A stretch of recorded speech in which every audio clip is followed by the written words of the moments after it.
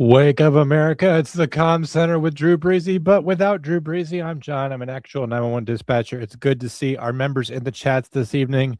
Tyler, Foxy, Jenny, Shorty. Do you guys remember the trial of the century? I know that I remember it, even though I was 11. Why don't we dive back into that case? The people of the state of California versus Orenthal James Simpson, case number BA097211. We, the jury, in the above entitled action, find the defendant, Orenthal James Simpson, not guilty of the crime of murder in violation of Penal Code Section 187A, a felony upon Nicole Brown Simpson, a human being.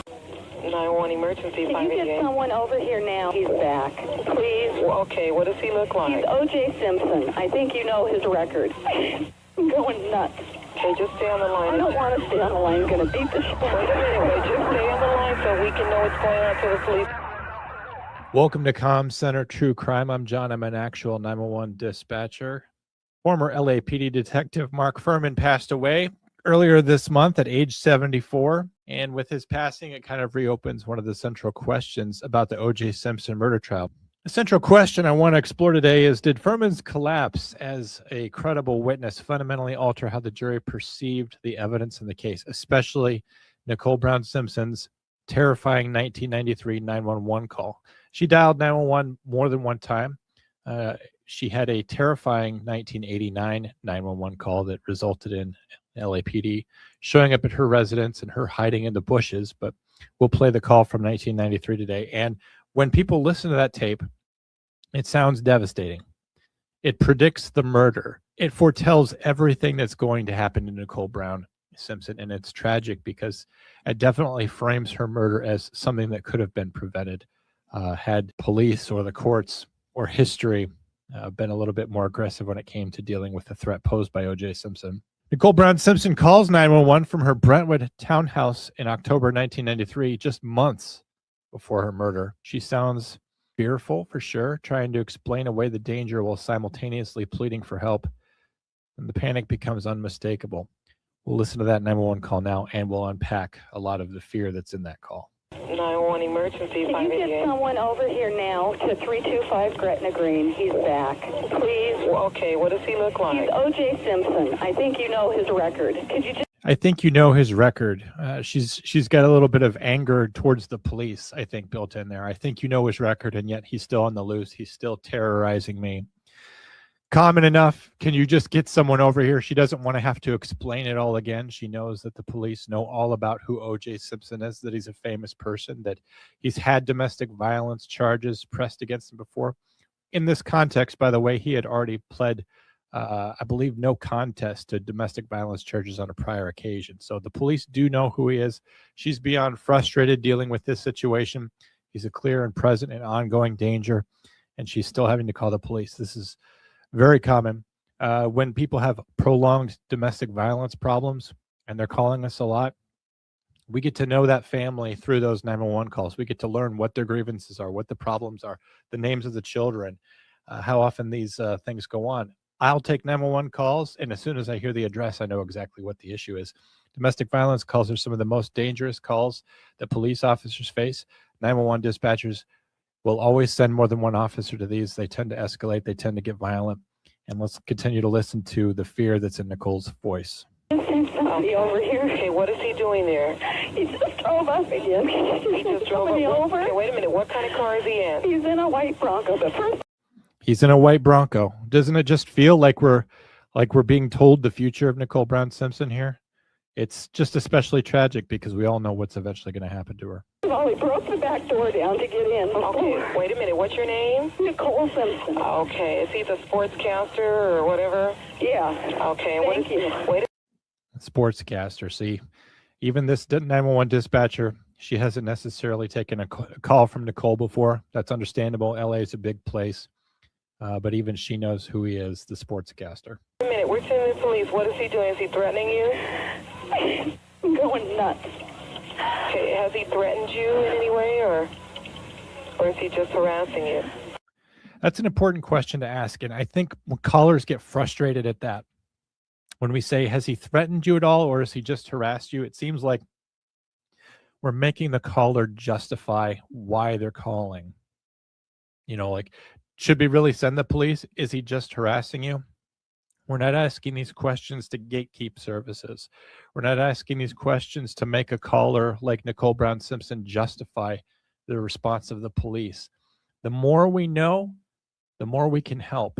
And people are hesitant to talk about the things, the embarrassing, shameful things that are going on in their private lives on the phone. But if we can get that person to open up with us and be honest about how bad the threats are, we can do more with that. And I've had plenty of callers who are hesitant to tell me for whatever reason. They don't want people to get in trouble. Is surprisingly the real reason why they won't say that. They want the police to come out and diffuse the situation, but incredibly, they don't want their attackers, their abusers, to be arrested. You're going to hear him in a minute. He's about to come in again. Okay, just stay on the line. I don't want to stay on the line. He's going to beat the shit out of me. Wait a minute. Wait, just stay on the line so we can know what's going on until the police get there, okay? See, she doesn't want to stay on the line. She just wants the police to show up. She wants to be able to hold her own in this confrontation that's coming with OJ. She doesn't want to be standing there. Sometimes attackers they'll actually increase their aggression if they've seen that they're being ratted on, that the person that they're abusing is calling the police. They will fly into a rage. So that's where texting to 911 has become kind of a bigger deal. People in danger. I'm sure you've seen it online. People will call for a pizza, but they're actually dialing 911. And texting 911 when you can't speak in the clear is a great way to summon help to your location without having to tip off the person who's putting you in danger. Okay, Nicole? Uh-huh. Just a moment. Does he have any weapons? I don't know. Okay. He went home, now he's back. My kids are upstairs sleeping, and I don't want anything to happen. Okay. Has he hit you today or no? No. Okay, you don't need any paramedics or anything? Okay. You just want him to Close leave? my door. See, she just wants him to leave. She wants the situation today diffused. She wants it minimized. She just wants to get back to her regular life. There's some avoidance there. There's some denial there. And I can't blame her at all. She just wants to live a functional life without living in fear of a guy breaking in her door. Broke the whole back door in. And then he left and he came back? And he came and he practically knocked my upstairs door down, but he pounded it, and then he screamed and hollered, and I tried to get him out of the bedroom because the kids were sleeping in there. Mm-hmm. Okay. And then he wanted somebody's phone number, and I gave him my phone book and put my phone book down to write down the phone number that he wanted, and then he took my phone book with all my stuff in it. What? What does he say? What do you always say? Units, your domestic violence at 30 Cartier 325 South Gretna Greenway is still too high. The suspect is now entered in the shelter and it is refusing to leave. We can hear in the background O.J. Simpson going insane, screaming about the kids, accusing her of having another man in the house. Of course, we know about Ron Goldman eventually being found there and murdered as well. The dispatcher can be heard dispatching units on the radio, keeping the phone line open. She's probably employing something we call split ear, where she's actively listening to the situation, passively gathering any kind of information she can, and she'll put that into her broadcast all at the same time. 4221 RD 825 children involved.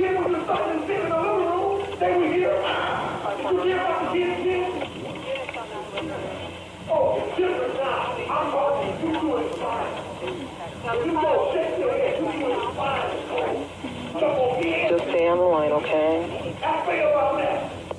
She's doing her best to keep Nicole calm, keep her grounded, to keep her focused, to give her some encouragement that the police are on the way. And it can be hard to do. I've been talking to women who I can literally hear the blows landing on their body and hearing them sobbing. The assault in progress. Is he upset with something that you did? Oh, a long time ago. It always comes back. The dispatcher says, is he mad about something that you did? A long time ago, she says, and it always comes back. It seems to me like O.J. Simpson's mad about perhaps some infidelity in the past or something and has never gotten over it. It's important to remember, of course, that even if OJ's mad about something that she's done in the past, that she doesn't deserve anything that's happening to her. A lot of times callers do blame themselves, though. They get so beaten down by the violence and by the abuse that they start to believe the accusations that are made against them. And it's always tragic to hear. And probably the saddest question I've ever been asked by a domestic violence victim in crisis, am I doing the right thing? They've asked me that before, and it's a heartbreaking question. Am I doing the right thing? Because now this person that they love, even as confusing as that is now going to face consequences for that. They're going to go to jail, at least overnight, possibly bond out. They're going to not be able to talk to him the next day. Going to be sorting out property, probably going forward with charges against them in court. You know, do they have the desire, the constitution, the personal strength and resolve to be witnesses at that trial, to advocate for themselves? Well, we know the stats. We know that women will leave 7 times and then come back before leaving for good. And she told the dispatcher, he's going to beat the shit out of me. Not even Nicole, as knowing as she was about the danger of that situation, and not even as fearful as she was, even she underestimated the eventual lethality of O.J. Simpson. In the background, you can hear him screaming about the kids, accusing her of seeing another man, moving through the residence while the dispatcher keeps the line open. The tapes capture something that many 911 dispatchers and domestic violence experts immediately recognize: the coercive control, the intimidation, the escalating volatility, and a victim trying to survive the emotional weather of an abuser in real time. Dispatchers hear this a lot. We hear it every week. Sometimes we hear it every day. And being a part of that takes a toll on us, because we're now sitting at a table of someone else's family problems. And the frustrating part is, like I said, with the statistics of them never getting resolved. As a 911 dispatcher, like I said, when you hear that address, when you see that on your screen that we're getting a call in there, you're going through it all again. And you get frustrated and you want the situation to be resolved. You get tired of it. You get tired of the law's ineffectualness to resolve these things permanently. Sometimes we do get mad at victims for not simply walking away. We're dispassionate enough and we're outside of that situation enough to be like, why don't you just never see this guy again? Obviously, when you have kids that bind you together, that was the case with Nicole and OJ. Under ordinary circumstances, prosecutors likely would have viewed that recording as enormously powerful evidence. Can you imagine the jury hearing this? They had to see the crime scene photos. They saw Nicole and Ron Goldman cut to ribbons. Certainly hearing Nicole's voice pleading for help would have fit into a larger narrative established by the domestic violence patterns of behavior that they had in the past, especially that infamous 1989 911 call where officers found her bruised and terrified after another violent confrontation with O.J. Simpson. The prosecution's intended storyline was clear when it came time to prosecute O.J. Simpson for murder: that he had years of escalating abuse, that there was jealousy, there was obsession in their relationship, repeated police intervention, just like Sarah Boone and George Torres, by the way, another classic example of domestic violence that just endlessly escalates until one of them's dead. Nicole's growing fear, and of course, finally her murder. But the trial didn't stay centered on Nicole Brown Simpson. The defense for O.J. Simpson, just like in the case of Karen Reed, did everything that they could to shift the narrative away from the victim, which was Nicole, and a narrative towards the wrongfulness of the police, Michael Proctor in that case, Mark Fuhrman in this one. They started centering the case on Mark Fuhrman, the detective who just passed away recently. He was a lead detective, and he was a man who discovered some of the most important physical evidence in that case, the famous bloody glove, the glove that didn't fit OJ's hand, even though there's pictures of him wearing that glove elsewhere. He initially appeared to be very credible as a detective, and he was an exceptionally strong prosecution witness. He was experienced, he was composed. And then the defense found the audio recordings that were made earlier. Just like how people get canceled now for the tweets that they made 10 years ago, he was being canceled as a credible witness. He repeatedly used racist slurs and described abusive police behavior, blowing the lid off of LAPD, which has long been embroiled for inappropriate behavior, unprofessional behavior. The problem even became worse because Fuhrman had denied under oath using such language in the previous decade. So he lied under oath. He perjured himself, I think, on a non-relevant issue. But once your credibility is gone, it's gone, and you don't get that back. And the defense was immediately able to reframe that case, that Mark Fuhrman was a racist, that all the cops were racist, that they loved to frame black suspects, that they would love to frame someone like O.J. Simpson And then the jury couldn't trust the integrity of that investigation itself. The argument exploded after Fuhrman invoked the Fifth Amendment, the protection against self-incrimination on the stand, when he was asked whether or not he had planted or manufactured any evidence in the Simpson case. I mean, that's the moment where the reasonable doubt comes in. Those of us who are on the outside, those of us who listen to this 911 call, those of us who know O.J. Simpson, those of us who reflect back on that case, we have to remember that there was this moment where Mark Fuhrman was pleading the Fifth on the stand while trying to implicate O.J. Simpson. That's him saying, I don't want to answer that question because it's going to get me in trouble. At that point, it's easier to shift the narrative because you have a police officer it's almost the same thing as a tacit admission. I did something wrong, but I'm not going to cop to it here. Legally invoking the Fifth is not admission of guilt, of course. So it's not the same thing as coming right out and saying it. But in the minds of that jury, who can interpret that however they want, it was, as I said, it was a tacit admission that there was something wrong in the way that that evidence was collected, the way that it was presented to the jury. And emotionally, publicly, rhetorically, that was catastrophic for the prosecution of O.J. Simpson. And that's where these 911 tapes kind of become really fascinating, because at the time the jurors heard Nicole Brown Simpson pleading for help. You just heard that call. Your heart probably went out to her. The prosecution's credibility had already been wounded, though.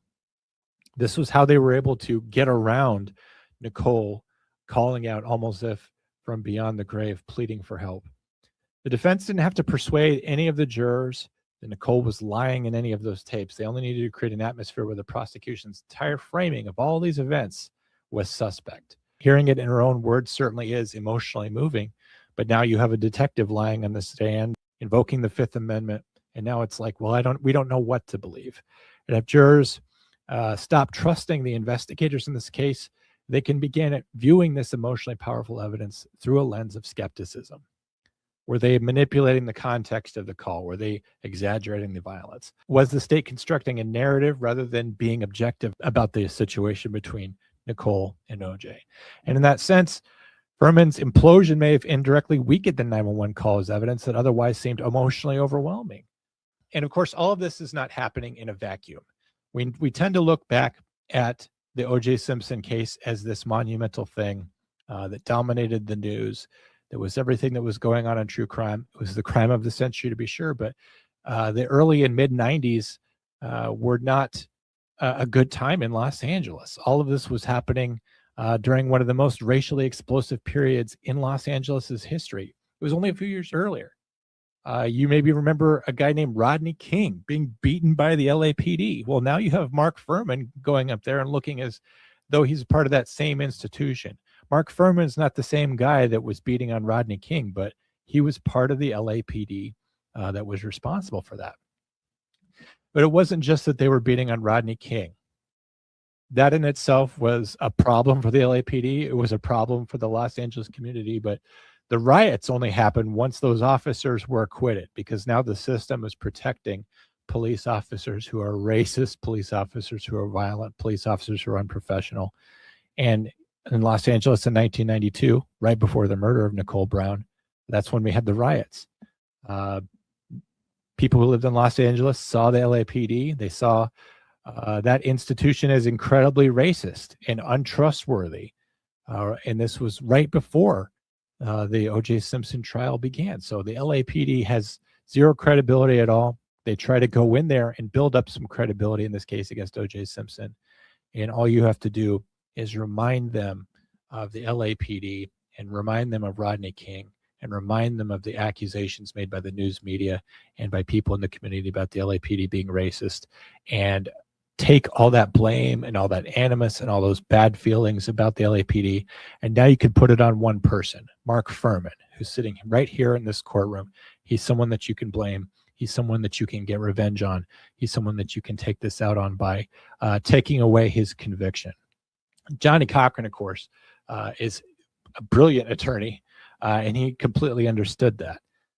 So he was able to transform the narrative of the case away from whether or not O.J. murdered Nicole Brown and Rod Goldman into, can we really trust the LAPD? If you convict O.J. Simpson, it's to say we trust the LAPD.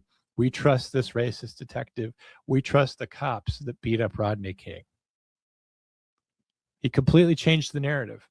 That broader racial and institutional context later fueled one of the most controversial interpretations of the acquittal itself.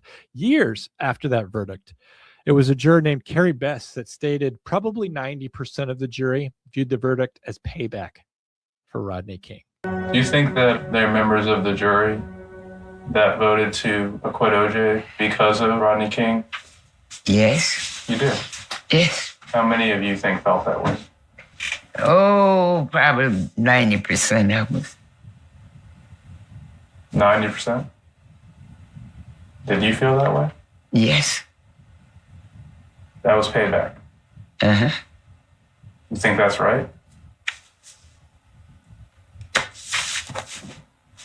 Payback. That just goes to show you what an incredible job that Johnnie Cochran did reframing that trial as the LAPD on trial. Because how do you hear this 911 call where Nicole says, OJ is going to beat the shit out of me? This is not the first 911 call. This is a part of a long-standing pattern of violence. It's the 911 call that foreshadows her bloody death. And how can you see those photos and still be thinking about Rodney King? Rodney King's a victim too. Those cops maybe shouldn't have been acquitted of beating him. This episode's not about the beating of Rodney King, although maybe we should cover that. But Johnnie Cochran's such a masterful attorney that he made people forget Nicole Brown Simpson and Ron Goldman right there in that trial. And they put Mark Fuhrman on trial. And they put the LAPD on trial. And they won that case. And that tactic gets exploited today, as I said, with Karen Reed and John O'Keefe. That trial stopped being about whether or not Karen Reed struck John O'Keefe with her vehicle, and it started being about what was the police cover-up. Even though John O'Keefe was a police officer, in many ways, what Alan Jackson pulled off in that case is even more stunning than what Johnnie Cochran and the other lawyers pulled off in this one, because the police was the victim and the police were the perpetrators in that one. And they managed to still garner enough anti-police sentiment that the victim was completely ignored. And they did that in the modern era. And did they do that on the heels of anti-police sentiment with George Floyd? Was George Floyd just the Rodney King of the 21st century? At least it was as far as John O'Keefe's concerned. And that may be the enduring significance of Fuhrman's death now in 2026. His role in the trial still symbolizes that moment when the prosecution lost control of the narrative and the evidence, like Nicole's desperate 911 calls, no longer seemed to have been heard by the jurors the way the prosecutors intended. It was a snow job. It was a travesty of justice, but it wasn't the last. All right, guys, if you liked that episode, you can catch it on Spotify. On Spotify, I'm doing episodes where I break down a true crime case, just like what you heard. And then I do a news segment that's a current events thing, also with a 911 call if I can help it. And then I do questions and answers. And it's pretty amazing. I'm dropping content all throughout the week. And Shorty, as you saw in the chats,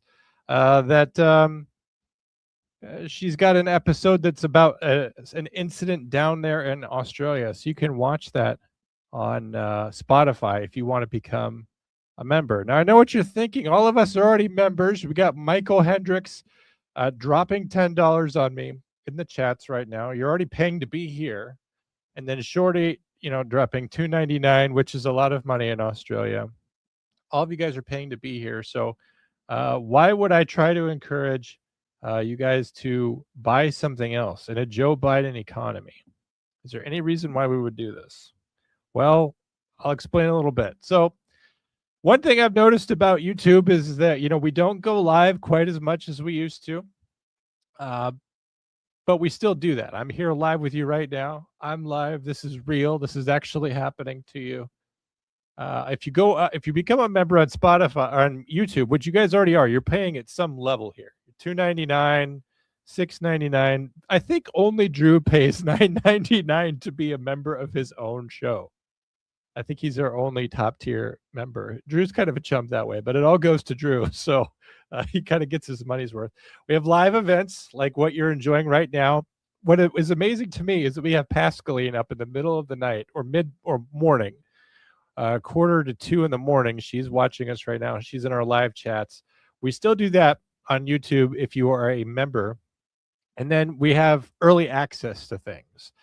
We've dropped a couple videos lately where we drop it for the members first, and you get to see it first as soon as it's ready. We've always tried to kind of go on a schedule here where the episode comes out on Thursday. We try to make Com Center kind of an event for Thursday because that was kind of our time slot when we were on Failure to Stop. We had all the shows throughout the week, and then Com Center was on Thursday. And I always thought that Thursday was the best one.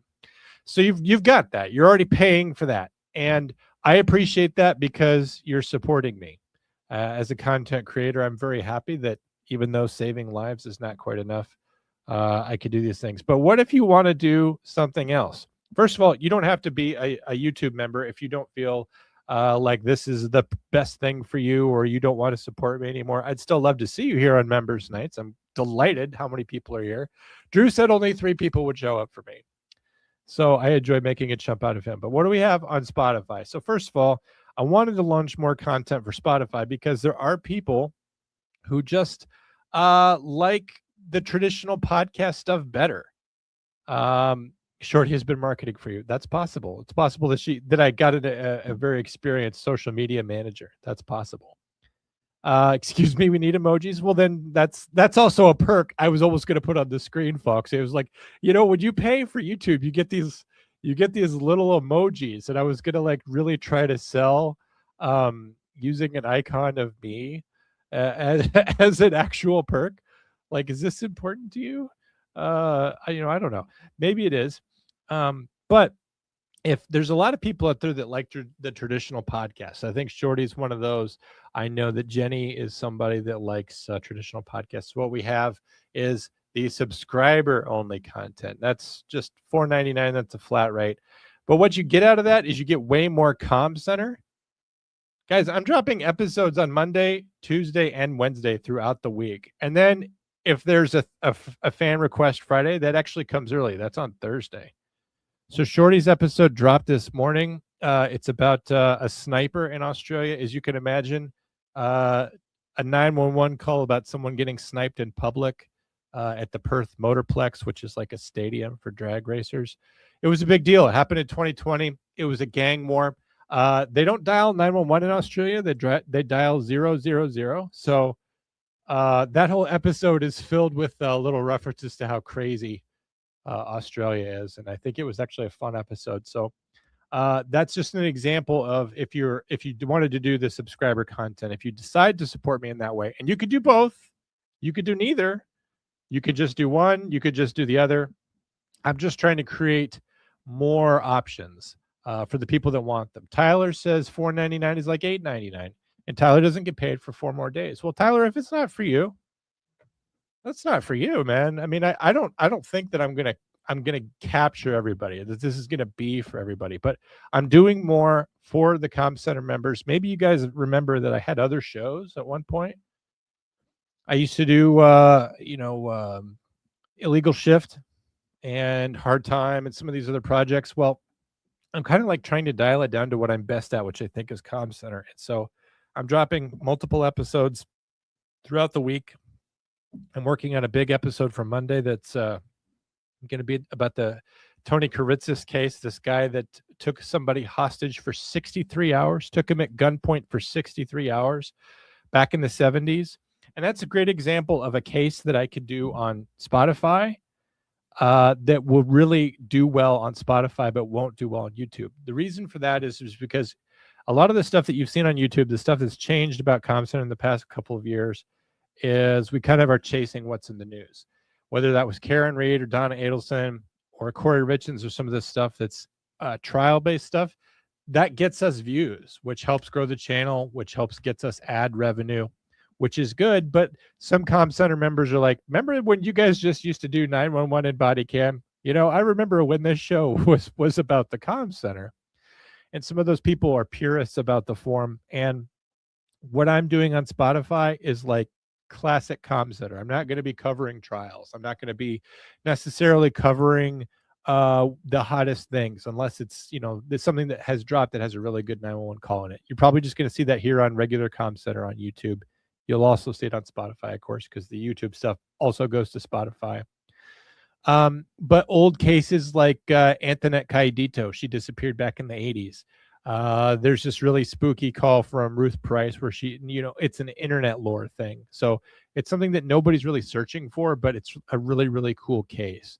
And I'm just covering old stuff like Nicole Brown, still talking about it in ways that are relevant. I was really hoping for some Carmelo Anthony riots tonight, to be honest with you, just because that would help drive content for the show. I don't care if the country falls apart, as long as we have something that's going to be good for Cobb Center, as long as I can personally profit from it. But the thing is about Spotify is that you're also not going to hear any ads. So I don't know if you guys as members, or if you don't have YouTube Premium, are you getting ads when you watch the show? You'll have to tell me whether or not you are or not. But if you become a member of Spotify, you're not going to hear any ads, because that's how I make the revenue off of that. It's just through your subscription. Shorty says she's taking the day off to watch the Super Bowl. And who won the last one? I don't even remember. I'm just glad it wasn't the Chiefs. Oh, it was the Seahawks. That was a decent game. I lived in a white world at the time. OJ lived in a white world at the time. You know what? That's definitely true. Maui, I was watching old episodes of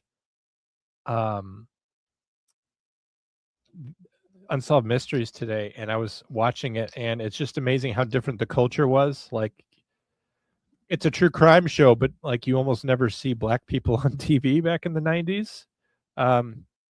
And then for some reason I was Googling stuff today in my old hometown, and all the middle schools and high schools, all the ones that had any association with segregation or with Confederate generals, they've all been renamed. So like I was trying to remember the name of like the middle school where my sister went. I'm like, oh yeah, she went to, Dozier Middle School. And so I looked that up. I'm like, I wonder if they bulldozed that school yet. Because one time they found a dead guy on the soccer field, so it was kind of a bad school. But it's been renamed Ella Fitzgerald Middle School after the musician, because she's from Newport News. So he definitely did live in a white people world at the time, and I don't condone, but I understand why those black jurors, thinking that they had some kind of power to get back at the white world, that they would take that. But you had to listen to that 911 phone call from Nicole screaming for help. He's going crazy. And see the photos of her and Ron Goldman cut to ribbons, and you have to just think, well, this guy's black, so it's fine. I mean, Carmelo Anthony, am I right? We have people out there right now who are defending Carmelo Anthony. And this is a clip that I watched on Fleckus Talks, a podcast I'm intentionally avoiding because it makes me angry. But there were people saying, it doesn't matter if he gets convicted of murder. We're going to stand by him. And I'm just like, you'll stand by a murderer because that's how important the tribalism is to you. And so we saw it back in 1991. We're seeing it today. I would argue that things got better between 91. Think about 2001. Think about that era, the early 21st century. I think that race relations in this country improved. And then I think politicians set us back intentionally. They realized that having the eternal victim card, the race game that they could play, foments hatred and discord and gets us all hating each other so that they can continue to do what they want. That's just my thoughts, though. Michael says, my 7-year-old always asks me to play with her, and I have my guitar out. Apparently she thinks I'm better than I am for playing the guitar. I'm not sure what that means. OJ used race card because it was convenient. Yeah, how many people have done that since then? Maui, I don't know if you ever, and I'm not selling my other show, which I don't even do anymore, but I talked about being a correctional officer on there, and about how you're not truly a correctional officer until somebody plays the race card on you. Just a quick story to bottle this up very succinctly, but one time I was working in the prison kitchen, and at the end of the day, you have to account for all the tools and make sure that nobody's sneaking out any sugars or juice or yeast or anything that they could turn into prison alcohol. So you have to search them really good before they go home to their cell block for the evening. So I've got 6 inmates. I have to pat down all of them to make sure none of them are stealing any tools or any weapons or anything. But I have to take one guy at random from these 6, and I have to strip him completely out. I have to do a completely unclothed search of him. This is normal. This is post orders. This is regulation of the prison. You do this because that way it discourages stealing, right? There's a chance that they're going to be the person who's going to get stripped out, and then they're going to get in huge trouble if they're concealing something. So I said, all right, I'm going to take you. Go ahead and go into the bathroom. I don't even know the guy's name. And he goes, you only picked me because I'm Native. You picked me because you're a racist. And he just didn't want to do it. He just wanted to leave. He didn't conceal anything. He didn't steal anything. Maui, all of them were Native American. Literally every single one of these guys just happened to be Native American. Of course, we have white people, black people who worked in the kitchen, Hispanic people. Kitchen work was something that was generally assigned to inmates, so it wasn't like privilege or punishment. It was just something that happened. But it didn't matter. It didn't matter that all 6 people that I had to choose from were Native Americans. He still called me a racist. So that's how you know you're a correctional officer, when you get called a racist for no reason. And that used to be prison mentality, but now it's this mentality in the YouTube comment section, and it's the mentality in the streets, I'm sorry to say. What's my $15 a month get here on YouTube? Well, do I need to put the graphic back up? Well, are you paying $10 already? Or are we just trying to convert like Canadian funds, which I can't really convert? Tyler, all I know is if you don't have any money until 4 days from now and you have a bunch of kids, you don't need to worry about it. I'm not trying to squeeze extra pennies out of you. I'm trying to offer ad-free ways of creating more content and hoping that I can survive as a podcaster and I don't have to get a part-time job. What I did in 2023 was I had a part-time job. I worked with adults with disabilities. And then Eric Tansey said, why don't you come be the producer of Failure to Stop? Why don't you replace Elijah? And I will pay you to do that. And then I was like, I'm all aboard with that. I got paid very well to work for Failure to Stop. And as you know, that podcast has pretty much come to an end. So that money's not there anymore. So I can either lean completely into podcasting and do as much as I can do and try to create something that's worth buying from people who want to buy it, or I can go and get a part-time job and just kind of not do podcasting anymore. But I need to pick something. I need to do it all the way.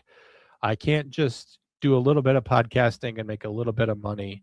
Because like you, Tyler, I don't get paid till next Wednesday. Actually, I don't get paid until then at the earliest. It's probably going to be next Thursday, but by the time they pay me. So this is another way that I can earn some money from the people that want to do it.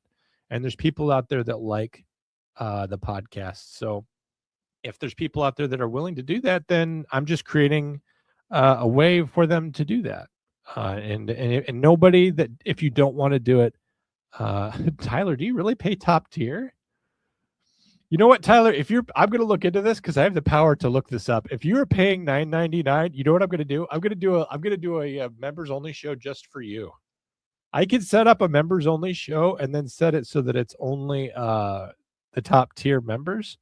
And then I will literally just sit down and you and I will talk, because I think it's just you and Drew. That I'm not a top tier member. I think only I pay $2.99. So that kind of surprises me. Drew is rich. I'm gonna tell you something, because I'm very sure that Drew is asleep by now, and that he won't watch this later. Guys, I visited Drew in September of 2024, and first of all, I want to say this about Drew: nicest guy in the world. He had only met me one time before this. I had a bad experience with a hotel when I was in Orlando. Drew put me up at the nicest hotel in Tampa. The nicest one. He paid for it. He put me in the nicest hotel in Tampa. It's actually the nicest hotel room I've ever been in. He did not have to do this. I'm kind of a scumbag. I would sleep at the Motel 6 with a knife in my teeth, gun under my pillow. But he put me up in the nicest hotel. But I'm going to tell you this: Drew lives in a nice place. Drew lives in a gated community, and good for Drew. Drew has done well for himself. Drew is a smart guy, and that's why Drew has succeeded, and cheers to Drew. And I would rather live in the middle of nowhere on a prairie than in a gated community, but Drew has done well for himself. Jenny says, Michael, you guys are having a conversation back and forth. I don't even think that's for me.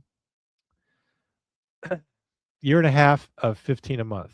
I know you've put down your money. And Tyler, if this is it for you, if this is goodbye, if you decide, hey, I don't have money for 4 more days and I'm paying $10 and 16 Canadian and I don't even know what I'm getting, dude, I'll see you when I see you.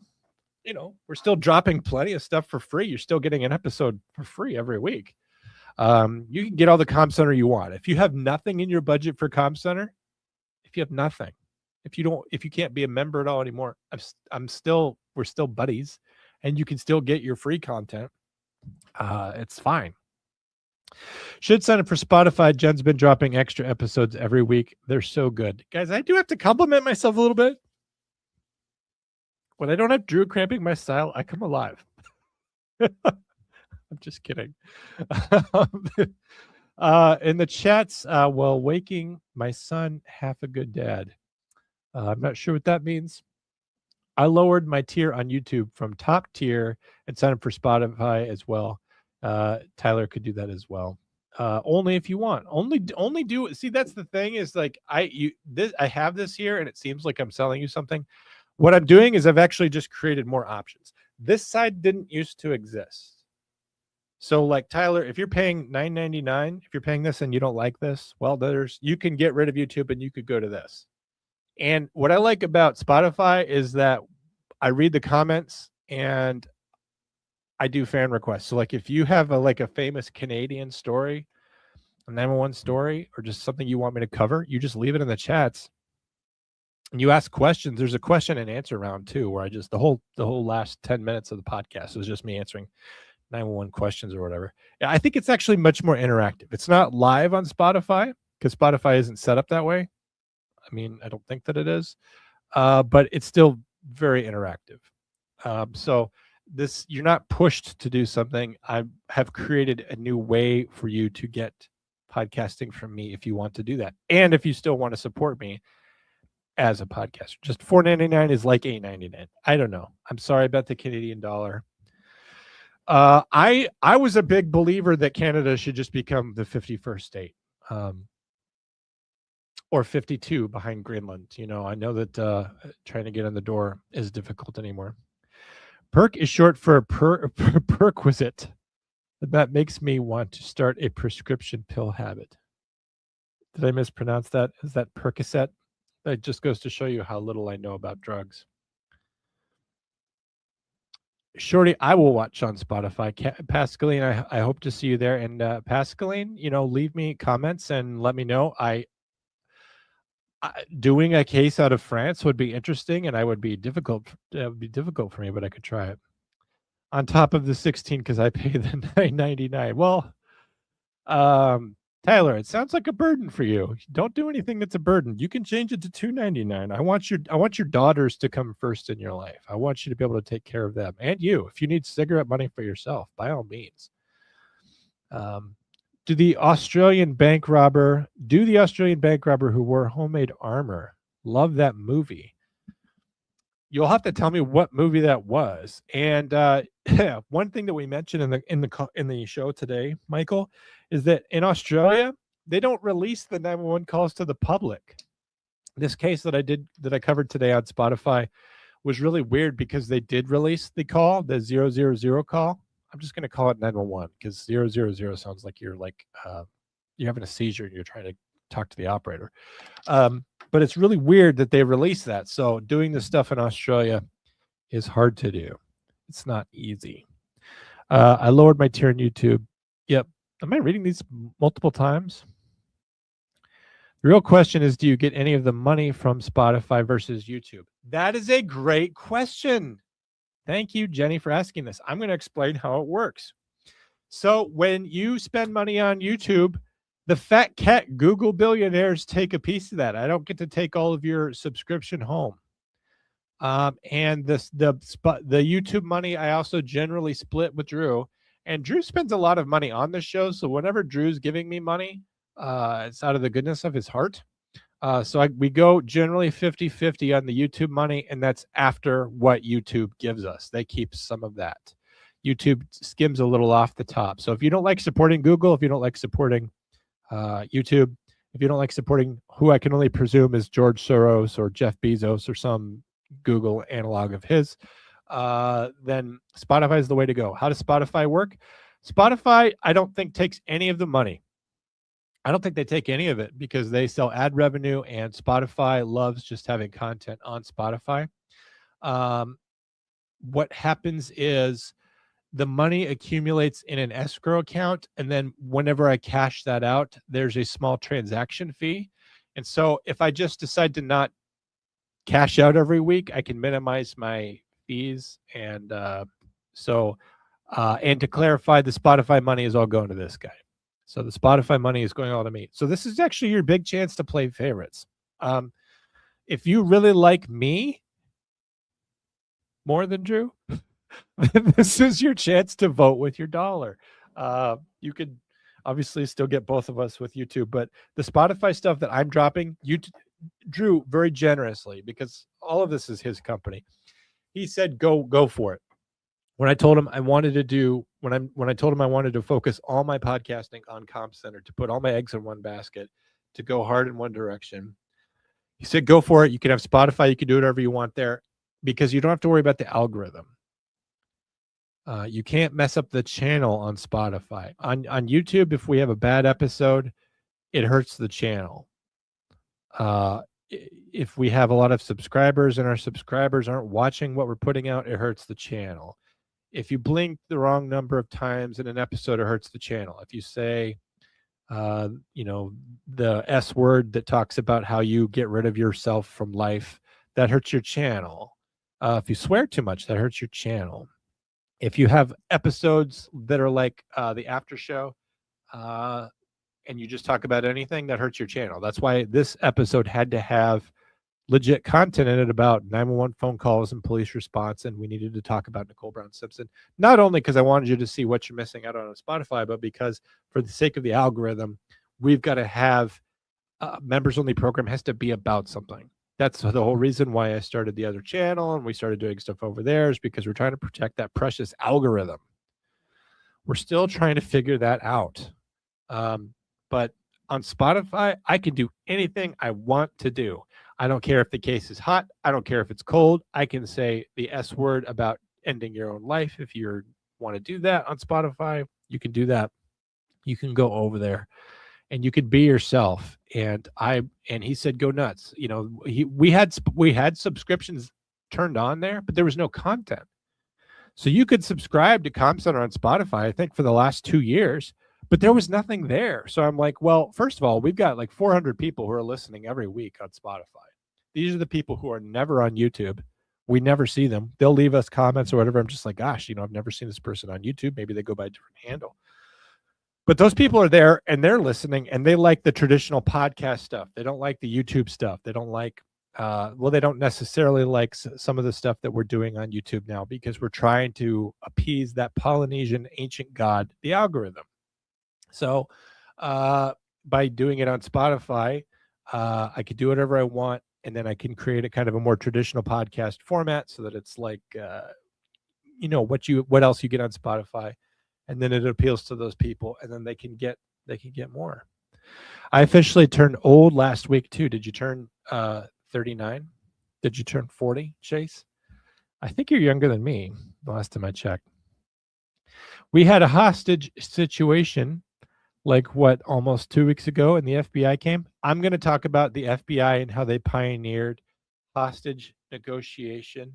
I'm going to talk about briefly how LAPD pioneered SWAT and how NYPD pioneered hostage negotiation, and how the FBI kind of turned it into a discipline. 15-hour standoff. The case I'm going to break down on Monday, Folksy, is the 63-hour standoff. It's Tony Karitzis back in the 70s. I think it was 1977. He took his mortgage manager, a guy named Richard Hall, took him hostage for 63 hours at gunpoint. He actually literally took a shotgun, a sawed-off shotgun, put a noose cable on it, put it around the guy's neck so he couldn't get away. So he has the gun pointed at the back of his head, and he like attached a booby trap to his own hand on the rifle shotgun, so that if anybody took him out, the trigger would go off and it would kill his hostage as well. And they kept that going for more than 2 days, 63 hours. The guy had a live news press conference. They gave him a car. They did all kinds of insane things that we would never do by today's standards. And it was kind of the birth of really, like, we looked at the Tony Karitzis case and we're like, wow, we made a lot of mistakes on that. That's why it lasted 63 hours. We learned a lot from that, and then we began to really formalize education on hostage negotiation, which I'm also one of those. So I'm going to break down a 911 call, the Tony Karitzis 911 call to Indianapolis PD. I'm going to break down how hostage negotiation works. I'm going to tell you some of the stuff that I learned from going to those classes. I was trained by a lady named Deb McMahon. She was Army CID, Criminal Investigation Division, for like 25 years. The people that do that training with her are some of the most talented people in law enforcement, and I benefited from a lot of her training. I may even tell stories from doing those exercises. One time I got the Des Moines PD very mad at me because I was we were doing a role-playing exercise and I was going as a hostage taker. You guys know I'm a little bent, right? I was getting under the nail beds of some Des Moines Police Department police officers, and I don't think they ever forgave me. When we left the training, all of our cars were covered in snow and ice, and everyone was kind of helping each other chip ice off the cars. And the Des Moines PD guys just looked at me and they didn't help me. I think that they were still mad. We came out of the simulator rooms. We were in this on this Army base, and they were talking to me the entire day over the phone because I was a hostage taking role player. And they came out and they were like, "Wait a minute, that was you?" And like they looked at me, and I will never forget the look on their face. They were mad. I put them through it. I psychologically destroyed them for an entire day.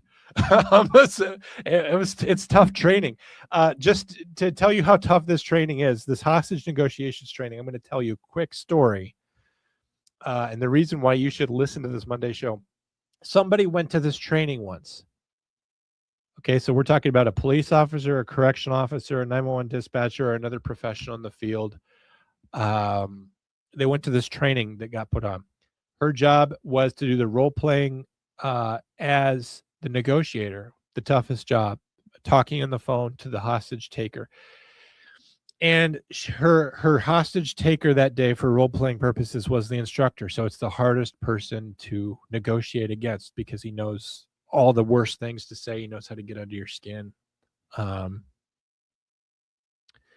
She ended up locking herself in the bathroom and quitting on the first day.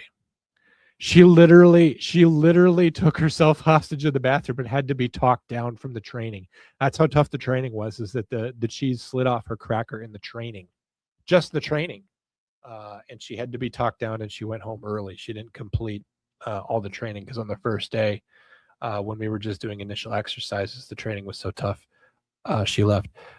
Somebody else was doing the training, and they had a stroke and died. It's really tough training, guys. And it's, I have a lot to talk about with that. I wish, I don't want crises to happen more often, but I wish I got to do more of that stuff because it's really, it appeals to gamesmanship and a long, protracted psychological battle. And I think it takes more to be a crisis negotiator than it does necessarily to be a 911 dispatcher. Although, to be fair, there's a lot of overlap because people are calling me and I'm talking to them when they're in crisis all the time. Tanner says, "What's happening? My Canadian friend, you missed a great episode. I was talking about what you can get on Spotify if you are interested in that content. I'm dropping an episode on Monday that's going to be about one of the biggest hostage-taking cases in history, the Tony Karitzis case from 1977. And it's just something. So if you want, if you want even more Comm Center and you want to find a new way to support me as a content creator, especially because I don't want to have to go get a part-time job, I want to do even more podcasting, you could subscribe on Spotify and you'll get episodes Monday, Tuesday and Wednesday. And if I get a request, then I do an episode on Friday. But because I love you guys so much, Fan Request Friday actually drops on Thursday. It's kind of the classic format. If you don't want to do that and if you just love YouTube, this is YouTube. And you can have one and you can have both or neither one. If you're like Tyler and money's tight and you're not getting paid in a timely fashion and you have multiple children, then you don't have to worry about membership at all. FBI cross-eyed Cash fly over with his tiny jacket smelling like booze. I don't get that reference. Oh, Cash Patel. I haven't been paying attention to the news. Is Cash Patel no longer the toast of the town? Pretty sure he is, Jenny. What was the question? My younger stepson is 18 and going to college this year. Sadly, he chooses San Diego State. Yes. Why would anyone go there? Podcaster gets ads through, though, on Spotify. You can be part of a ad revenue program. You can set that up. You can set up ads on Spotify. We have never done that. I think that to do that, you have to reach like the higher tier of listening hours and followers. We're not there on Spotify. So when you listen on Spotify, especially if you're doing the subscription with me, but I mean, anything you listen to on Spotify, you're never going to hear an ad. There's no ads there. Super Bowl, what's that? All I can tell you about the Super Bowl is if Canada was playing in it, you guys wouldn't win that either, just like hockey. I would say well-timed sip. John, my buddy, is 5-0 in Frisco. Want to start a riot? A riot in San Francisco would be fine with me. That town can only get cleaned up by something like that. Jonathan, did they do a first 48 at your sister's school? I remember an episode of a guy getting killed on a soccer field. No. This would have been back in the very early 90s. And dead people turning up places in Newport News is not uncommon. Daniel, who runs the Instagram account Police Law News, recently covered a case from my hometown in Newport News, and shocking the things that go on where I'm from. Anyway, Tanner doesn't have Spotify. That's okay. Not all black people agree, thank goodness. Yeah, I know. There's always people out there that are sane. The problem is, Maui, who's getting the most attention? I actually saw something on Instagram right before I came live where it was this 911. The premise of the post was this 911 dispatcher keeps hanging up on people, and it's body cam footage of her getting fired and arrested at the same time right at her console. And everyone was mad because, first of all, the dispatcher in this little video was black, and people always like, it's always the same people. And, this is a DEI hire, and this is this and this and this. This is a violation of public trust.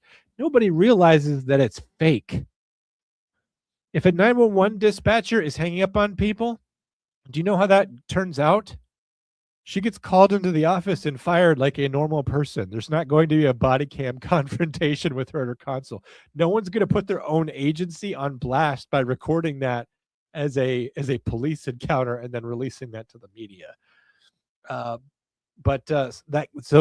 just goes to say, Maui, that stirring people up, the race baiting, the rage baiting, it's huge right now, and that's why the people who are the big defenders of Carmelo Anthony are getting the most attention right now.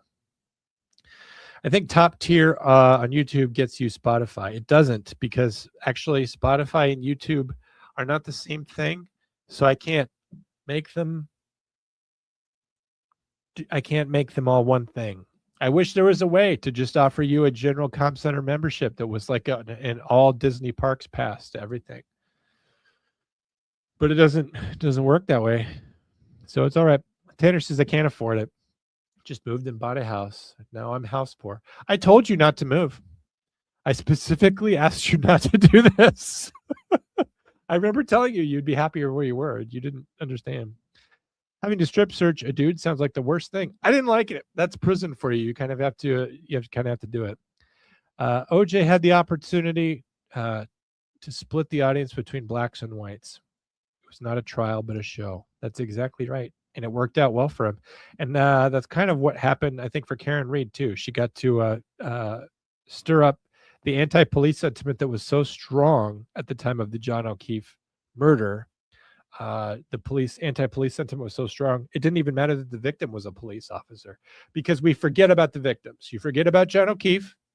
You forget about Nicole Brown Simpson. They don't matter. And you forget about Austin Metcalf, too. He doesn't matter. The media makes you care about the police. Now, luckily, when it comes to Carmelo Anthony, you can't really blame the police. The police weren't involved in this, but they try to blame the courts as much as possible. They're blaming the jury as much as possible. You're seeing posts out there about how because the Carmelo Anthony family is descended from slavery, that they don't know how to access a lawyer. What do you even say to that? John says there's no way to quantify CAD to USD, CAD to USD. Canadian dollars to United States dollars. They don't line up at any point. You miss failure to stop. I know that Eric's happy. If you follow him on Instagram, he's still occasionally posting things. I would love to get the gang back together for a final episode or something with Keefe, with Deadleg, or he's about busy doing stuff. If I had a cop friend, I would do a show where we would do a show where 911 and cop would talk those things. But I already do that, so there's no reason to do that on Failure to Stop. If it wasn't for Failure to Stop, I wouldn't know any of you guys. That's true. That's how we got our start. That's how I got my start. I will never forget the day I was at the gym when Eric Tansey called me up and asked me if I wanted to do a 911 show. I didn't have to think about it very long. And Drew Breezy has been so nice to me. He's a friend that I'll have for the rest of my life, no matter how this turns out. Jenna, what do you mean you'll put up when I visit you? He keeps threatening to cross over to our country, guys. Should I alert ICE? Would you guys like a special episode where I meet up with Tanner, like out in the woods of Montana, and I have ICE arrest him and take him back to Canada? That would be good. It would be a terrible way to treat a friend, but it would be great content. I bet I could get lots of clicks. Canadian policeman officer arrested by ICE. That would be good. John, it would be great. I could pick one and put it in the comment section on Spotify after you watch an episode. Leave a comment there, as long as I can find some kind of media on it, or even if there's just a story. That's the other great thing about Spotify, is that in the middle section I do news, like I talk about 911 in the news. Even if there's not a 911 call with it that I can play, we could talk about the cases. That's something else we don't do on YouTube. Like sometimes Drew and I will come across a really interesting case where I'm like, shucks, we can't get a hold of the 911. By the time the 911 comes out, the case will be too old. Maybe there's not a lot to break down in the call, but the case is interesting. I don't care about that on Spotify. If it's something that I want to talk about, I just talk about it, even if there's no media to go with it. I try to find 911 in the news, but you know what? If I can't find the call, I'll talk about it. And if later I find the call, then I'll play the call. Gosh, I forgot how much I enjoy these lives. Thank you, Jonathan. It has been a bit. I do it all for you, though, Jenny. Sorry, John, I was getting bath ready for the baby boy. Well, that sounds sweet. Now I got to get the oldest from school. Tyler, I appreciate you dropping by, man. I appreciate your years of support. I'm not here to take any more money from you. You are already doing everything you want to do. But if there's other people out there that want to do, excuse me, I apologize, that want to do more, they can do more. I don't have my Rodecaster anymore, so I can't hit mute anymore, guys. That's going in the mail to California tomorrow, so I'm going to try to get that fixed. That's why I haven't been doing lives on my other channels, because I don't have the optimal equipment anymore. Maybe you guys can tell my microphone doesn't sound as good as it used to. I'm sure John's sick of me talking to him about it. Not at all. Michael says, S word that talks about how you get rid of yourself. You mean marriage? Tell us the Ned Kelly gang story. Again, today's episode that dropped on Spotify is about a gang story down in Australia. Tyler says, I canceled. All right, well, if this is that's the end of you, if you hit refresh, then you will be vanquished from this video.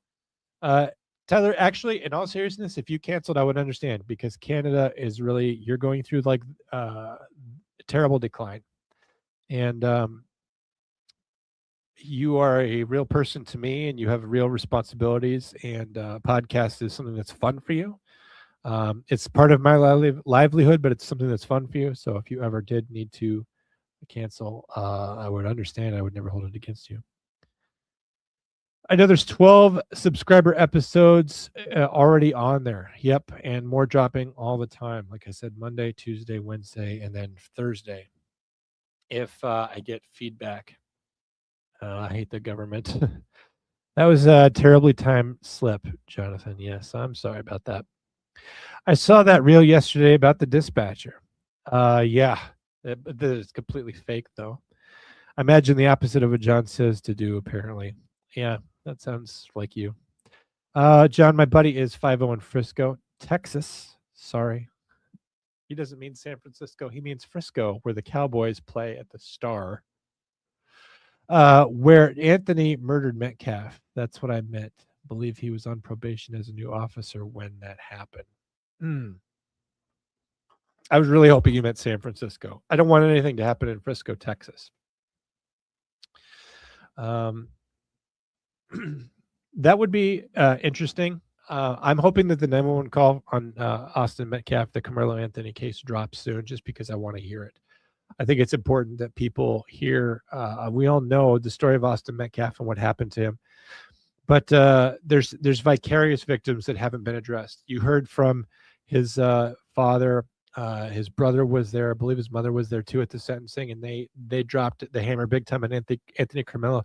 But all his classmates, the people on his team, his all the 911 caller, those are people that had to endure the terrible tragedy.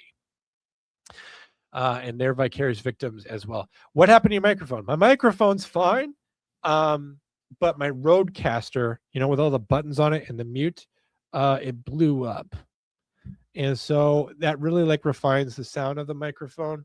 And I'm having to use a discount preamp that I actually bought before Drew bought me the Rodecaster, and it works, but the sound quality is not quite the same. When I have the Rodecaster back, I'll be able to do a lot more things with it. So right now I can't take phone calls live, because that was the Bluetooth and the Rodecaster that allowed me to do that. I canceled Com Center on Spotify months ago before your new content. I'm sorry, man. Sorry. You know what, Tyler? I don't know if you know my Venmo or whatever. I don't know if we've done that before. I'm going to throw it on screen. If I remember how to do that. They moved everything around. But what I'd like to do is, I don't want you to send money with this, but if you could find me on there, find me. I will send you some money to get you started on Spotify, so that you can listen to these episodes to catch up on them, and then you can decide if you want to pay for them going forward. Would you like that? Since you were paying for it before and you were getting nothing for it, I don't mind doing that for you. If that's possible, use this to find me on my pay app. You could just look for me on there and add me as a friend or something, or send me a penny or something. I'll send you a couple months worth of Spotify membership to kind of make up for what you were paying for and what you missed out on. John, I'm leaving now. I have to take a shower and go on with my life. Thanks for the awesome to speak with you. See you on Spotify, and a kiss to Drew. Where's my kisses, damn it? All right. Good morning, Pascaline. Off to your day. I have to peace out to eat dinner. Love you all. Good night. I'm going to take off too, everybody, but it's really nice seeing you. Venmo doesn't work for the Canadians. Shucks. Why doesn't Venmo work for you guys? I'm going to turn it off then, because no reason to have it on. I'll figure, Tyler, if there's some way we can figure it out, I'll pay your $5. Tyler, I don't know if I have any more stickers, but I could order you some. I could do something for you to make up for the fact that you were paying for something and getting nothing. I enjoy my Com Center stickers. I'm glad. Crap. My daughter just lost a tooth just now. All right, you keep skipping his chats. Whose chats am I skipping? Do you know what 190C is in freedom units? I'm not skipping it. Now the chats like turn gray when I get them, so I think I've got everybody. I don't think I've skipped anything. Anyway, thank you to Michael for being a member for 23 months. You have my respect, and for dropping $10. I appreciate you. Pascaline dropped €5. I appreciate that. I believe Shorty dropped a small amount, $2.99. Means a lot because she was already paying to watch this. You guys were already members to be here. I appreciate you. As far as the Spotify content goes, I do it all for you. I want to be a podcaster. I want to be able to make a living doing it, and that comes from you guys being willing to do that. And if you are, that allows me to keep doing it. I don't want to have to go back and get a real job and commute and answer to a boss because I was never good at those things. So with your help, you guys are already the givers. So I'm not going to like be sad if you aren't finding a new way to give.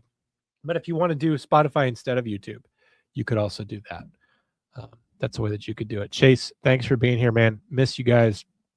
Shorty, I'm glad that you're here. And if you didn't know, guys, the new show that I do has its own Instagram at 911 True Crime. Shorty's donating her time to help me manage that because I am so bad at social media. So she's the one that's running that for me. And she's doing a great job. And she's really helping me to not have to worry about that because I'm so bad at it. And she's keeping people up to date on the cases and all that. I don't think I'm missing anyone's chats. I think I've gone through all the chats. I think I did them all. Well, I missed this guy's chats, Cobb Setter's chats. If I missed anyone's chats, if some of them are just not populating or whatever, then I'm just sad. I'm sorry. But I will catch you guys soon next week. And if you do decide to subscribe to Spotify, I hope to see you there just to bring you more content that you like. And like I said, I'll cover the cases that you want me to cover. I'll do it all for you. It's supposed to be a highly interactive show. Otherwise, we will see you here for free. If you decide to cancel your YouTube membership, we'll see you back here as we always do. And we'll see you back here live again soon. All my hugs and kisses for you. Thank you. None for Drew. All right, guys. Thanks so much for dropping in. Thanks for watching my presentation about Nicole Brown Simpson and her forgotten 911 call and those jurors who put race first rather than justice for a victim because she was the wrong color. I think that's something that's still really something that's going on in our society today, and we need to talk about it. Appreciate all you guys. Have a good night. We'll catch you back here next time. 911 emergency, police or paramedics. He's going westbound on foot. Westbound on foot.